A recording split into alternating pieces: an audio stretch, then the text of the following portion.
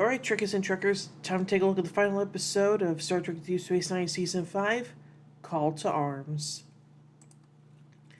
In Quarks on Deep Space Nine, Romulita study a pad with images of various wedding dresses from Telluride to modern Rasian traditional, but just like all of them. Excuse me. Torazio persuades them to let Aleem Garrick design one for them. Garrick tells her that he finds her adoration both flattering and disturbing. Romulita see Captain Benjamin Sisko walking along the promenade and approach him. Miles O'Brien is telling Sisko that his wife Keiko and children Molly and Kiriyoshi have left Earth for Earth due to the dangers of being on the front line. Romulita asks Sisko to officiate their wedding that is to be held in 2 weeks' time, to which Sisko agrees.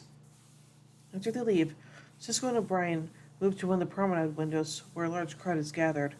O'Brien says that maybe they're not coming, to which Sisko replies, "That would be a nice surprise." Suddenly, the wormhole opens and several dozen Dominion starships enter the Alpha Quadrant on their way to Cardassia. O'Brien notes that the 5th Dominion convoy entered in the last 5 weeks and wishes they would just attack already, to which Sisko predicts this wish will occur very soon. Jake arrives at his father's quarters for his first home-cooked meal since the last time he visited his father. Sisko currently hands Jake a pad, telling him to read the headline. It reads, "Bajorans continue negotiations with the Dominion. Station Commander opposes non-aggression pact," and the byline that reads, "By Jake Sisko." Jake reveals that this is his first article for the Federation News Service. Sisko wishes that Jake had warned him about the article ahead of time before it was published. Sisko asks his son if he is still working on his novel. Jake says he is, but this way he gets to see his work in print. Sisko surprised that everything he says will be in print now too. Meanwhile, Jesse and Dax, Kieran Reeves, and Odo are in a cargo bay checking several crates. The crates hold several thousand wrappages of yamuk sauce, a condiment popular among Cardassians. Kira realizes the Quark has smuggled them in, believing the Cardassians will soon retake the station. Odo asks what they want to do to it, to which Kira makes no reply. Dax helps them dump it and Odo promptly leaves. Dax asks her what is going on between her and Odo, to which Kira reveals that Odo has feelings for her and that she only found out about a month previously. As Nog brings Sisko his morning beverage, he asks if the rumors about the Romulans are true. Sisko has no idea what he's talking about and inquires further. Nog explains that he was talking to several Orion Free traders at Quarks the previous night and said that they heard from a Vulcan diplomat that the Romulan Empire has signed a non-aggression pact with the Dominion. Sisko tells Nog not to believe the rumors, to remember the 190th rule of acquisition.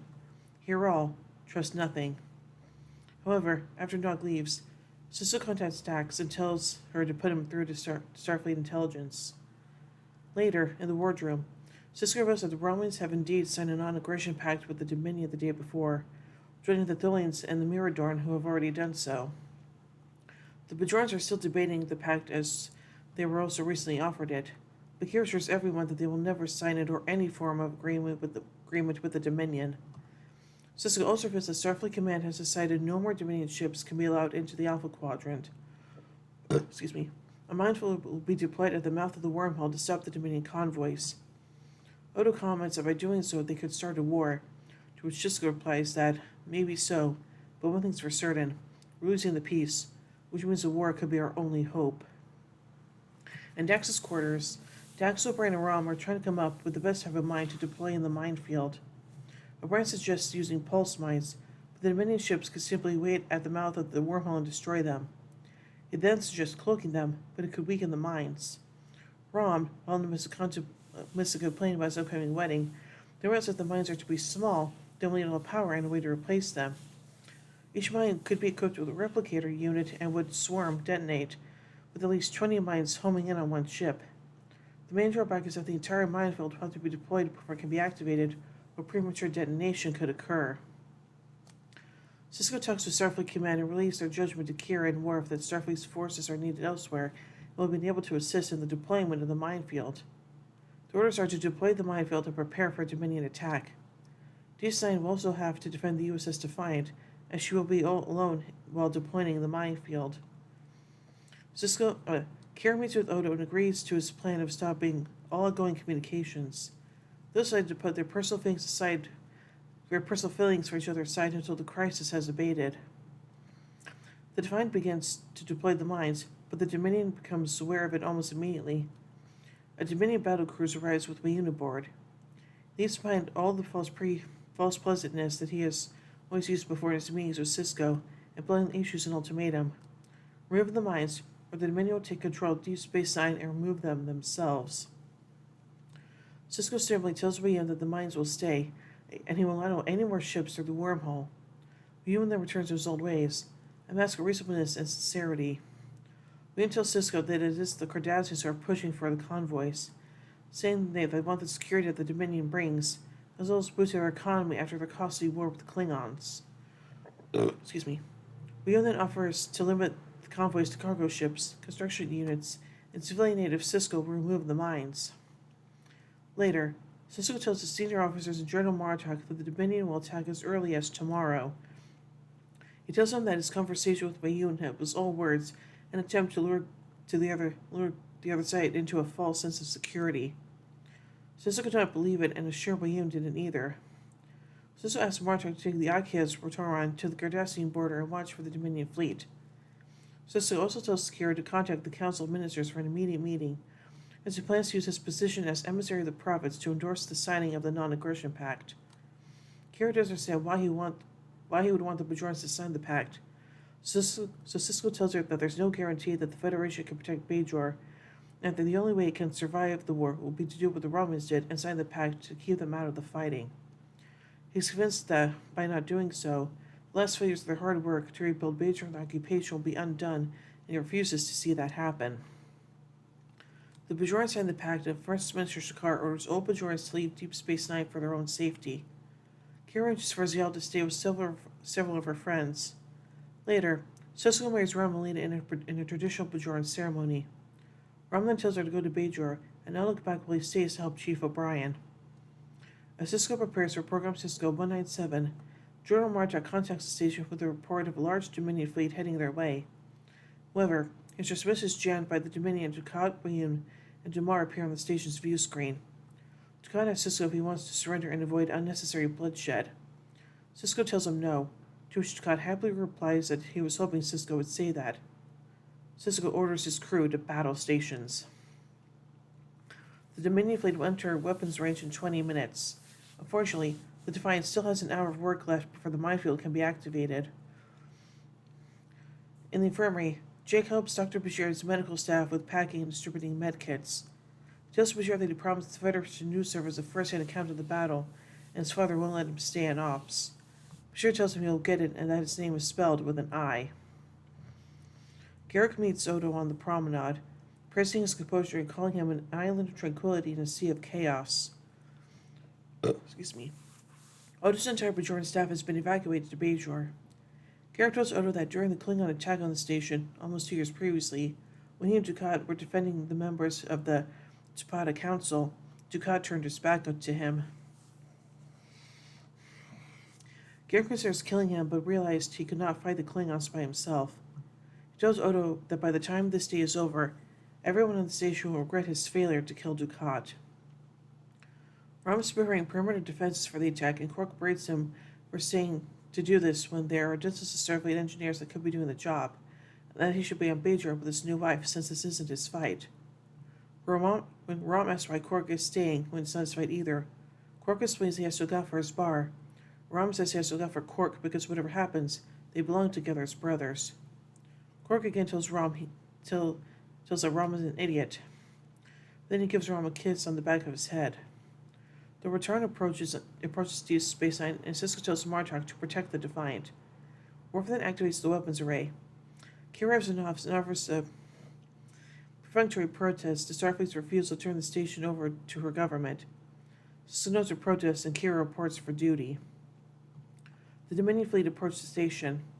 On the flagship, Dukat tells Damar he has been waiting for this moment for the last 5 years. Damar tells him that they will reclaim both Terk Nor and Bajor. Vion chastises him, reminding them of the Non-Aggression Pact.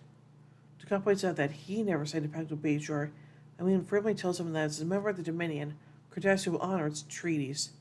Dukat acquiesces but exchanges a significant look with Damar. The fleet enters weapons range, and Dukat gives the order to fire. The battle begins and the station manages to destroy several Dominion ships, plus several that were closing on the Defiant. Damar and William are surprised that Deep Space Nine's shields are still holding, to which Ducat tells them found it found it wise never to underestimate the Federation's technical skills or Captain Sisko's resourcefulness. And all, it turned out that the Dominion Cardassian fleet lost 50 ships taking the station. The Defiant comes under attack but is saved by the Rotaran. The enemy fleet targets their weapons on the outer docking ring, penetrating the station's shields. Main power to the shields is lost, and the auxiliary power will not last long. However, the Defiant reports in, telling Sisko the minefield has been deployed. Dax activates the field and returns to the station. The Dominion fleet prepares for a final assault on the station. Dukat called the activation of the minefield just a minor setback. Sisko decides there is nothing more they could do and orders all remaining Starfleet personnel for evacuation. As the evacuation begins, Dax says goodbye to Worf, who has been assigned to the return and agrees to marry him when the war is over. In front of the Bajoran temple, Sisko addresses the station population who are remaining behind. He tells them that although the station has been lost, the attack on Deep Space Nine allowed the Federation and the Klingons to attack and destroy the Dominion shipyards on Taurus 3. He also tells them that no victory can make this moment any easier for him and promises he will not rest until he stands with them again, where he belongs. Sisko taps his combat to be beamed out and is then transported to the Defiant. Garrick is already aboard and asks Captain Sisko for permission to remain, and for once tells the very simple truth. He has nowhere else to go. Captain Sisko agrees and heads for the bridge. The Defiant and Return leave the station, fire a last few shots, and cloak before they can be destroyed. Kira and Odo arrive in Ops and transmit a message to the Dominion fleet, welcoming them to Deep Space Nine. Kira then activates Program Sisko 197, which sets off a series of explosive system overloads that cripple the station. Quark, removing all aspects of the Federation's presence, tells us to have to break out the Kanar and find some Yamok sauce. Ron reports for duty in his old job as Assistant Manager of Policy and Clientele. He claims he is now a spy for Starfleet. As Ron starts work, he finds Jake, sitting at the Jabbo table, and asks why he's not on the Defiant. Jake explains that he's chosen to stay behind to report on the Dominion occupation. Ron is concerned for his safety, but Jake assures him that if the Dominion harms him, the son of the emissary, they risk alienating their new Bajoran friends. On the Defiant, Sisko finds out and is naturally angry. O'Brien asks if they should go back for him. Sisko says he cannot risk the entire crew of the Defiant for one man, even if it's his own son. And whether he likes it or not, Jake is a grown man and capable of making his own decisions. The Defiant and the Return continue on their course to rendezvous with the Federation Klingon Task Force. Nog states that now they will make the Dominion sorry they ever set foot in the Alpha Quadrant. Cadet, you took the rice out of my mouth, Sisko responds. The Dominion boards was once again called Terra Canor, and Odo, Kira, and Quark arrived to meet them. William tells Odo he is honored that he remained behind. Dukat and William visit Ops in the station commander's office, where Sisko has removed all his personal items, except one. Dukat finds Sisko's space ball still on the desk. Explaining to William that it represents a promise from Sisko that he will return to claim Deep Space Nine. On the Defiant, Sisko sits in contemplation of the impending war that will sweep across the Alpha and Beta quadrants. The Defiant and the Rotaran decloak and move to join the gigantic Federation Klingon fleet. The Dominion War has begun. Dun dun dun. So now let's take a look at some production notes from this episode. This is the last episode of the series to be co-written by the departing Robert Hewitt Wolf, although he would also write the 17th episode Field of Fire as a freelancer. He appears as an injured Starfleet officer boarding the USS Defiant, and Dax tells Worf she will marry him, an image of which is seen in the Star Trek Deep Space Nine companion. Page 469. Also in the companion, as well as in Star Trek Communicator issue 113, is a photo showing the DS9 cast and character sitting at a table in the wardroom. They are looking at the camera, holding those signs that say SAT, except for Michael Dorn, who's holding his upside down. Ron Gilmore explained, quote, "This is part of a gag we did for Robert Wolf when he left the show. We rewrote a scene for the final episode where the entire cast was talking in the wardroom about Robert leaving the show. The final bit in the scene was each of them holding up a sign saying sad, which is an inside joke having to do with our use of parenthetical instructions to the actors, i.e., with feeling or with humor or angry. They were all supposed to be sad about Robert leaving the show. End quote. The final massive shot for this episode proved to be exceptionally popular among viewers. I felt that it really set the stage for the coming season. The producers, however, reacted differently. According to Ira Stephen Barrett, quote, "What we written for that scene was lots of ships, two little ships coming to join them. But what the effects people saw was lots of ships, two little ships coming, turning around, joining them, and then coming back together. Excuse me. It went much further than we wanted. It told the audience that we were attacking now, like, okay, we're marshalling forces and are here to join up, which was never the idea.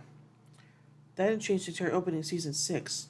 Renee were in the opening of the first show, and Renee said, guys, this doesn't work, because it affects people and made the audience think that something a lot bigger has happened. We have to address that.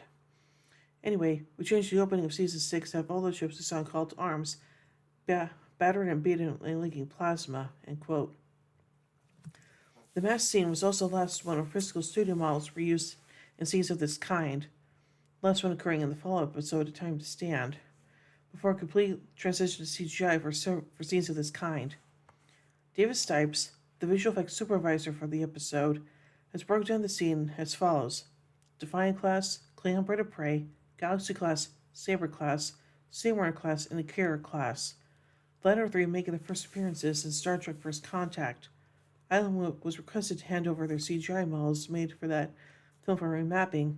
The rumor has it the model of the Norway class was lost during transfer to Digital Muse. Were done CGI. Excelsior class, Miranda class, Katinka class, and Vorcha class. The latter three were either AMT/Erdl models or Planeways toys, still physical models. The final scene at the very end of this episode was the first indication that the Defiant class had entered production, as 2 other Defiant class vessels were seen among the Federation and Klingon vessels. They are, however, definitely not either the USS Valiant, which was caught by enemy lines, or the USS Sao Paulo, which had not been commissioned at that point in the series. This scene is also the first of 3 times that more than one Defiant class vessel appear on screen together at any one time. There's been the Star Trek Voyager episodes Message in a Bottle and Endgame. In an apparent production error, both the Galaxy class ships seen at the end of the episode have the registry number NCC-1701D on the bottom of the saucer section. Oopsies. And now finally, let's take a look at some trivia surrounding this episode. This episode features the second Battle of Deep Space Nine and the start of the Dominion War. Kira's comments about Otis' feelings establish that this episode takes place about a month after Children of Time. This episode shows William clearly overruling Dukat and reminding him that as a member of the Dominion, he has to abide by their rules. The first time it's clearly shown that Cardassia is no longer autonomous. The show continued and worsened, with William telling Damar that he can give him orders independently of Dukat and Rox and Shoals, reminding him that he rules at the Dominion's pleasure and statistical probabilities, and finally saying that the founders own Cardassia and strange bedfellows. Cardassia's declining independence serves as a catalyst for the rebellion led by Damar later in the Dominion War and the changing face of evil. Some of the damage and battle footage during the second battle of Deep Space Nine was reused from the way of the Warrior, Emissary, and Caretaker with different ships or backgrounds. Some shots of the USS Defiant being attacked by Jem'Hadar was reused from the Surge Part 1. In a Captain's log entry, Sisko says, quote, as someone once said, these are the times that try men's souls, end quote. This quote is from The American Crisis, the revolutionary pamphlet by Thomas Paine, after whom the starship USS Thomas Paine was named, published in 1776. In the original 1983 V miniseries, the character says these same words while comforting another character. Rumsfeld's speech to Lita is a paraphrase of Rick Blaine's final speech to Elsa Lund in the 1942 Michael Curtis film Casablanca. If that plane leaves the ground and you're not with him, you'll regret it.